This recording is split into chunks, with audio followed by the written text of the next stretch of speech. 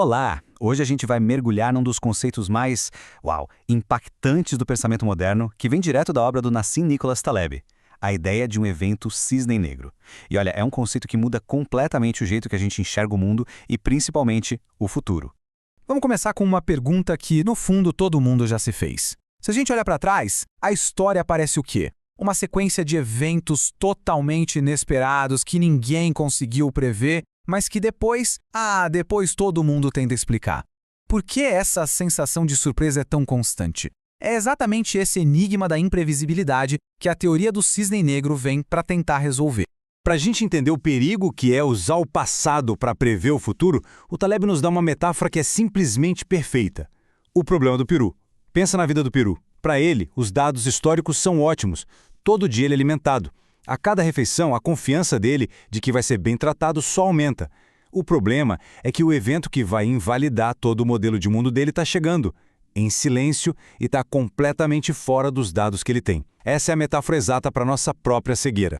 E isso nos leva direto ao nosso primeiro ponto central, essa ilusão profunda e, francamente, perigosa da previsibilidade.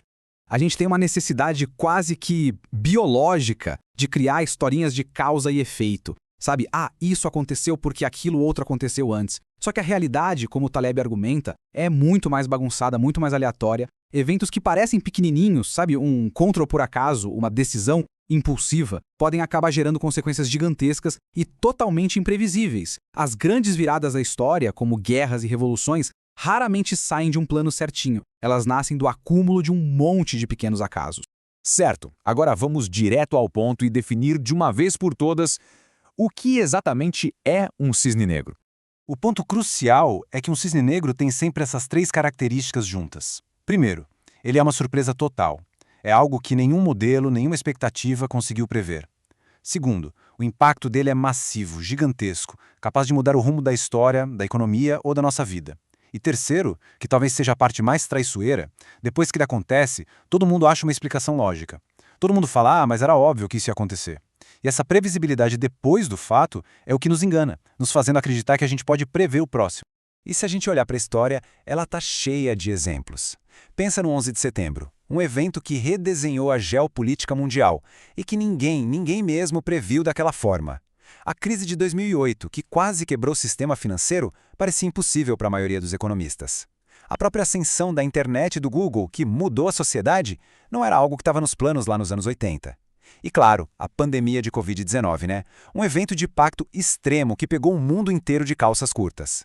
Todos eles se encaixam perfeitamente na definição. Para a gente sacar de onde vêm os cisnes negros, o Taleb nos convida a pensar em dois tipos de ambientes. Dois mundos com lógicas bem diferentes. O Taleb divide as coisas entre o mediocristão e o extremistão.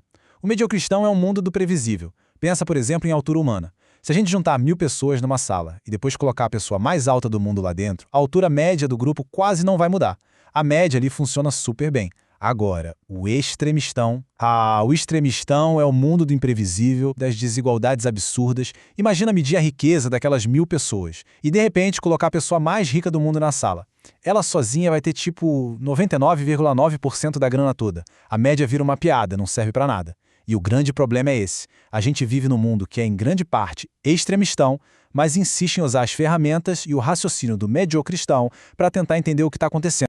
E o símbolo perfeito disso que o Taleb chama de a grande fraude intelectual é a famosa curva de sino, que já foi até estampada em nota de dinheiro. A curva de sino é a ferramenta principal do mediocristão. Ela descreve bem coisas onde os extremos são raros e não tem muito impacto. Mas usar essa curva para analisar mercados financeiros, crises, vendas de livros, ou seja, o mundo do extremistão, é como tentar usar o mapa do metrô para navegar no oceano. Ela simplesmente ignora a possibilidade e, principalmente, o impacto brutal dos cisnes negros. Mas por que a gente comete esse mesmo erro tantas e tantas vezes? A resposta, na verdade, está dentro da nossa cabeça, nas armadilhas da nossa própria mente. O principal culpado aqui é o tal do viés da narrativa. Nosso cérebro é uma máquina de contar histórias, ele adora isso. A gente olha para o passado, conecta os pontos e cria uma narrativa super limpa, lógica, que faz tudo parecer inevitável. É tipo o comentarista esportivo explicando por que um time perdeu, mas só depois que o jogo acabou. O problema é que essa simplificação toda nos dá uma falsa sensação de que a gente entendeu tudo e, pior ainda, uma falsa confiança de que podemos prever o futuro. E aqui está o pulo do gato. O maior perigo não é a nossa ignorância, não é o que a gente não sabe. É a nossa arrogância sobre o que a gente acha que sabe. É essa confiança cega em modelos que não funcionam, em previsões de especialistas e em historinhas simplificadas que nos deixa completamente vulneráveis, exatamente como o Peru na véspera do feriado. Tá, então, se não dá para prever o futuro, o que a gente faz? A resposta do Taleb não é pra gente se desesperar, não. É pra gente mudar radicalmente de estratégia. É hora de abraçar a incerteza. A abordagem é bem prática. Primeiro, desconfie de previsões e de quem as faz. Segundo, pare de tentar prever e comece a se preparar. Em vez de construir um barco que aguenta um tipo específico de tempestade que você acha que vai vir, construa um barco robusto que consiga sobreviver a qualquer tempestade, mesmo uma que nunca foi vista antes. E por último, aprender a separar o que é só barulho, sabe? O sensacionalismo da mídia, daquilo que é informação real, empírica. No fim das contas, a mensagem do Taleb é um grande chamado à humildade intelectual. O Cisne Negro nos lembra que a história é movida pelo chocante, pelo inesperado. E talvez a verdadeira sabedoria não seja ter todas as respostas, mas sim entender os limites do nosso próprio conhecimento.